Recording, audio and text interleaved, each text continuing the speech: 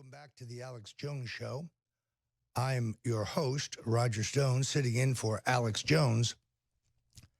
When I was in the UK, there was a lot of discussion about the delays in the effectuating of the BREXIT decision by the people of that country. Now we see advocates for Brexit, members of parliament who supported it, being subjected to an unprecedented number of death threats. This is not unlike what has now happened today, where Donald Trump Jr., who is very clearly emerging as an important spokesman for the Trump reform movement. His tweets are really outstanding.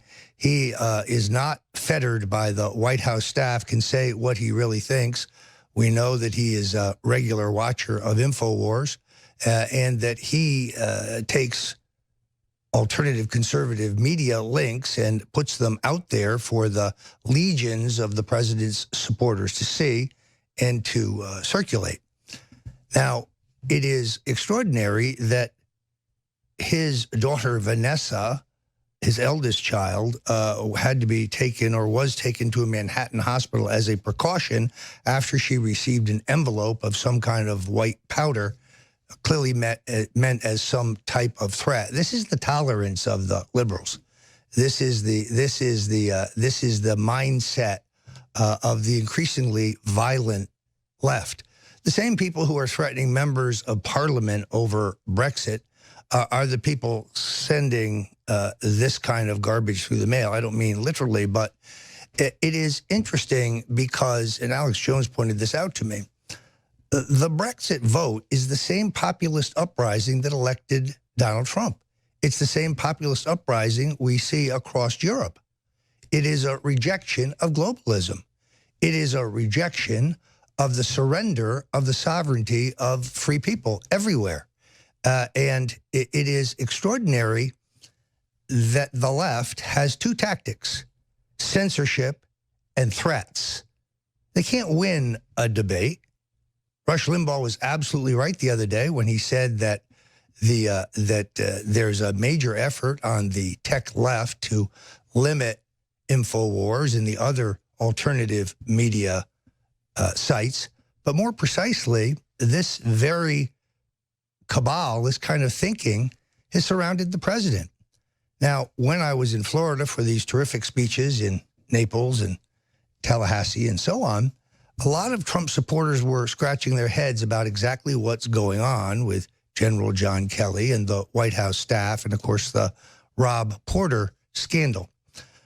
And we can report exclusively that General Kelly was grooming Rob Porter, to be the incoming White House chief of staff.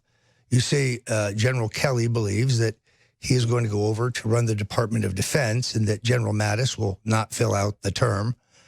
And Porter was being groomed. This is why I believe that General Kelly overlooked credible reports of spousal abuse by Mr. Porter.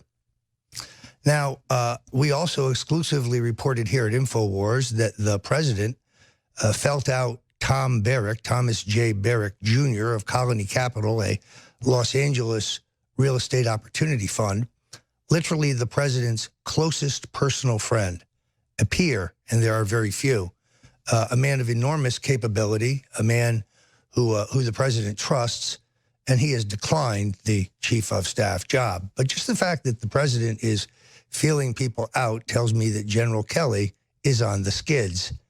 Now, there is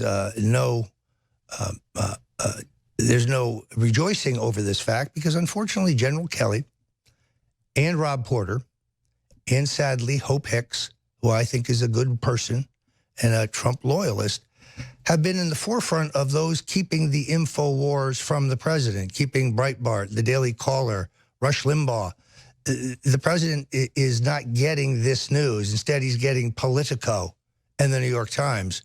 They have done the president a disservice because the movement that elected Donald Trump had its vibrant message in the alternative media. It is only the technological advances that mean that a majority of Americans are getting their news from the internet. And therefore, you've had the rise of a robust and vibrant alternative media, so that when the mainstream media, the three major networks, ABC, NBC, and CBS, and the two cable news networks, started trashing Donald Trump, started being a de facto advertising for the Clinton campaign, there were alternative sources of information, InfoWars being among the leaders. It is only because of that we were able to pull off, and Donald Trump has said it several times, it wasn't his victory, it was the people's victory, the greatest upset in American history. Now, it is vital, in my opinion, that the president's next chief of staff and his next communications director keep him apprised of the alternative media, of the conservative alternative media. We're carrying the banner for the Trump administration. Alex Jones has had the president's back every step of the way. When others who are faint of heart flipped out over the NBC Billy Bush revelations, Alex Jones never blinked. Either did the folks here at InfoWars. We've got the president's back, and I know that he knows that. But we're doing so many good investigative reports here. We are really breaking it down for the activists so that they can retweet it. It's important that the president knows what we're doing, because those things have a habit of ending up in his Twitter feed. And no, he's not going to give up his Twitter feed. It's interesting that the General Kelly's never been able to get control of the president's Twitter feed. That's because the president jealously guards it. He likes it. In fact, I think he loves it. And it allows him to communicate directly with the American people, unfiltered. Now, I've said in 100 speeches that no one puts words in Donald Trump's mouth. No one puts ideas in his head. He's his own strategist. He's his own phrase maker. He's his own tweet master. He's his own press secretary. And he's a genius. He understands the news cycle like few others. And if you want the unalloyed, absolute, undiluted Donald Trump, well, then just follow his Twitter feed. He destroys the left. He used to do it in 140 characters. Now he's got a few characters more. It is essential that, in my opinion, there be a house cleaning, that General Kelly go on to serve the administration in some other capacity.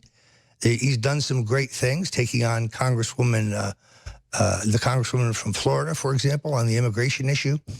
But I don't think he's serving the president well when he blocks him from information that he must have to win the greater fight. Now, there's talk of alternatives. Congressman Kevin McCarthy is a name that comes up. Newt Gingrich. I don't think any of those people will be the president's next chief of staff. And we'll keep you posted here at InfoWars on exactly what's going on. We will make America great again.